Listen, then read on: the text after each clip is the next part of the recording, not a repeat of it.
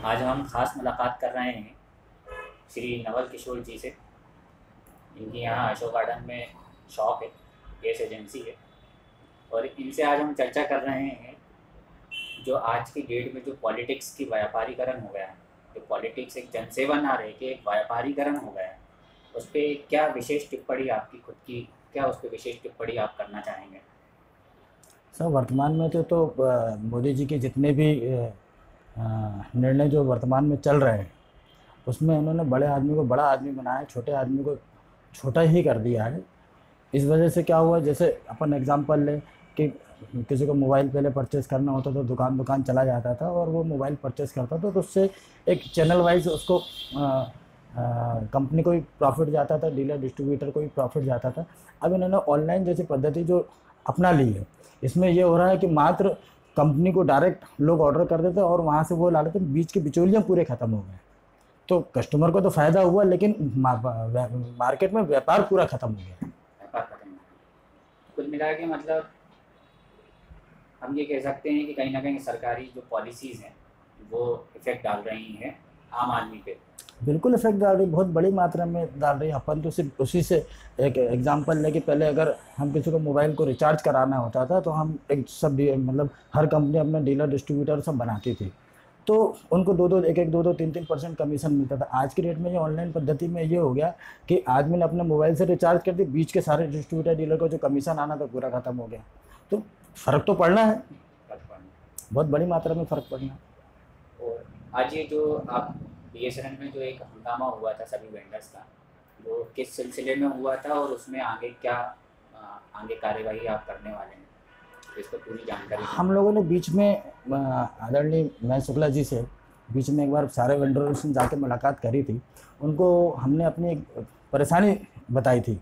परेशानी वो ये थी कि हम बीएसएनएल के जितने भी वेंडर हैं पूरे मध्य प्रदेश में, चाहे नोफा के ठेकेदार हो, चाहे मेंटेनेंस के ठेकेदार हो, चाहे हाउसकीपिंग वाले हो, चाहे गाड़ी घोड़ा वाले हो, क्या हुआ कि इनको लगभग 5-6 महीने से लगातार भुगतान नहीं हो पा है। भुगतान ना होने की वजह से हम बीएसएनएल का कोई काम भी नहीं कर पा रहे हैं और हम अपनी लेबर की पेमेंट भी नहीं कर पा रहे हैं। आज ये स्थिति होगी, पूरा परीक्षा का सीजन गया है, लोगों को लेबरों को अपने बच्चों के पेपर के पहले स्कूलों की फ़ीस देनी थी, वो नहीं दे पाए। नया सत्र शुरू होने जा रहा है, उसकी फ़ीस नहीं, मतलब वो लोग नहीं दे पा रहे, ड्रेसेस खरीद नहीं पा रहे हैं। आगे अभी अपना होली एक बहुत बड़ा त्यौहार है, त्योहारों पे हम अपने जो है एम्प्लॉय को पेमेंट नहीं कर पा रहे हैं। इस विषय को लेके हमने उनसे कहा था कि साहब आप किसी तरीके से, हमने उनको पत्र भी दिया, पूरे 35-40 ठेकेदार मिलकर गए थे और वहाँ उनको पत्र दिया, उनसे रिक्वेस्ट करी, तो उन्होंने हमसे कहा था कि हम शीघ्र ही आपका भुगतान कराएंगे।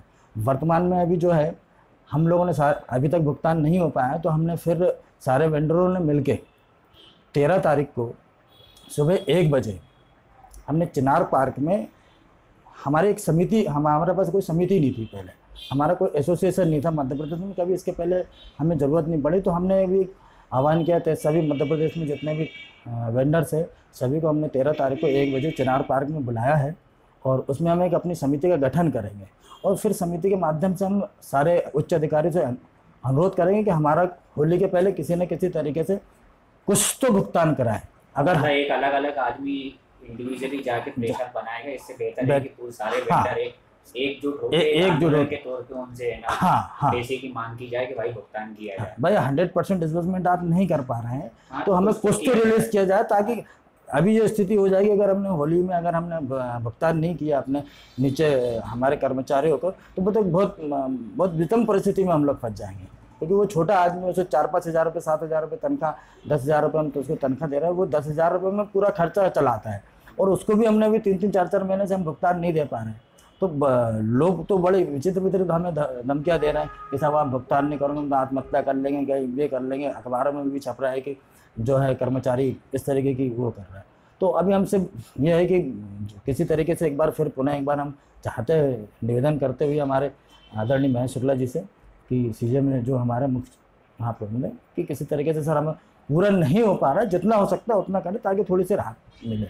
इसलिए हम कितने वेंडर्स होंगे, कितने प्रोवाइडर, सर्विस प्रोवाइडर या वेंडर्स होंगे वहाँ पे? पूरे मध्य प्रदेश में देखेंगे तो 80-90 वेंडर हैं हम लोग। 80-90 वेंडर्स हैं। और उन 80-90 वेंडर्स के अधीन कितने कर्मचारी और कितने लेबर्स हो सकती हैं अंदाजन एक? अंदाजन अगर अपन कह रहे हैं तो लगभग ये मान लीजिए कि 5 से 6 हज़ार एम्प्लॉय सारे वेंडर्स के पास टोटल अगर देखेंगे, होगी लेबर वगैरह सब मिला, लेबर वगैरह स्टेट लेवल पे। स्टेट कहीं ना लेवल कहीं शासन और प्रशासन और सरकार को भी इस ओर नजरिए ध्यान देना चाहिए, क्योंकि एक देना चाहिए, बड़ी बिल्कुल देना बड़ी चाहिए। एक जनसंख्या उससे हमने भी जुड़ी बीच में हमारे भोपाल सांसद जो है आलोक संजर जी से भी हमने मुलाकात करी थी कि साहब हमारी स्थिति बहुत ज़्यादा ख़राब होते चली जा रही है, इसमें थोड़ा सा आप बात करिए। तो उन्होंने सीएमडी महोदय से बात करी थी, हमारे सामने करी, तो उन्होंने भी आश्वासन दिया कि सर मार्च या अप्रैल में हम आप लोगों का भुगतान करेंगे। तो क्या वजह बताई उन्होंने बीएसएनएल में? उनके पास फंड नहीं है या कोई और रीज़न बताया, कुछ कोई खास वो रीज़न कहना है कि हमारे पास तो जो ऊपर से डॉट से जो फंड आना चाहिए वो फंड हमारे पास अभी नहीं आ रहा है, इस वजह से हम आपके भुगतान नहीं कर पा रहे हैं। अच्छा, हम देख रहे हैं कि ये यही स्थिति, मतलब पेमेंट ना होना, एक दूसरे का किसी का पेमेंट ना होना, बड़ी बड़ी कंपनीज पेमेंट नहीं कर पा रही हैं, सरकार पेमेंट्स नहीं कर पा रही है, तो कहीं ना कहीं ये देश इस तरीके पे ये थोड़ी पॉलिसी में कुछ गड़बड़ी नहीं लगती? पॉलिसी तो बहुत गड़बड़ है, पॉलिसी गड़बड़ है। आज के लोगों को लग रहा है कि जो है कि पॉलिसी में मतलब उपभोक्ता को फ़ायदा हो रहा है, लेकिन उपभोक्ता तो फ़ायदा तो होगा, लेकिन बीच में एक चैनल होती है, है ना। जैसे कि अगर अपन कहे कि हमने किसान ने अनाज बोया, फिर फसल खड़ी हुई, फिर वो बना, बीज बना, उसके बाद हमने उसको काटा, उसके बाद जो है सबने उसको खाया, एक चैनल है ना। अगर हम ये सोच लें कि हम हिंदुस्तान में अनाज ना उगाएं और सीधा फॉरेन से उस चीज़ का ऑप्शन ढूंढ के लाए, दवाई गोली, है ना, कैप्सूल टाइप की जो है कि हमको इतना एक कैप्सूल खा लो तो हमारा डोज कंप्लीट हो गया, तो इसमें तो किसान पूरा खत्म हो जाएगा। एक चैनल जो अर्थव्यवस्था बनी हुई, जिस चैनल पे आदमी काम करता है, वो उस व्यवस्था पूरी खत्म हो जाएगी। आप बीच के जितने मीडिएटर्स हैं, वो हर खत्म, रोजी रोटी जुड़ी रहती है। हाँ, मतलब एक किसान से लेके ठेले तक, बेचने वाले तक के बीच में कम से कम एक चैनल है, और उसमें जैसे वो जो चैनल जो चलती है, तो उसमें ये होता है कि सबको थोड़ा थोड़ा थोड़ा थोड़ा थोड़ा रोजगार मिलता है। मतलब एक ट्रांसपोर्टर भी जुड़ा हुआ है, ट्रांसपोर्टर में ड्राइवर भी जुड़ा हुआ है, क्लीनर जुड़ा हुआ है, फिर गाड़ी चलेगी तो पंचर भी हो गई, डीजल भी हो गई, वो भी होगा, सब बहुत सारी जनसंख्या है ना, उससे जुड़ी हुई है। तो बीएसएनएल से हम ये आग्रह करना चाहेंगे कि हमारे नवल जी का एक जल्द से जल्द पेमेंट किया जाए, और उन्हीं की तरह जितने भी वेंडर्स हैं, मेरे साथ साथ सभी का हो, सबसे पहले मैं तो छोटा वेंडर हूँ। आग्रह भी है कि सभी वेंडर्स एक बार 13 मार्च को चिनार पार्क भोपाल में जो मीटिंग रखी गई है, इसमें सभी लोग आके अपनी उपस्थिति दर्ज करें। Thank you.